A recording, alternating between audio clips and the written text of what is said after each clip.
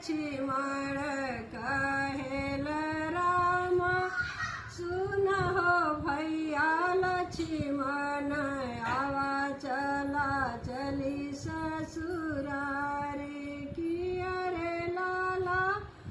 सावन मास भैया कैसन सा